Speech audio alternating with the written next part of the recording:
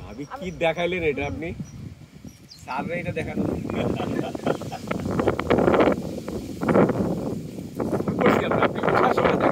ছিল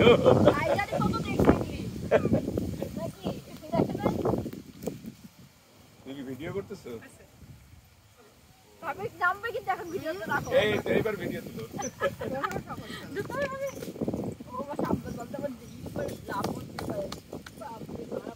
আমি long jump দিতাম।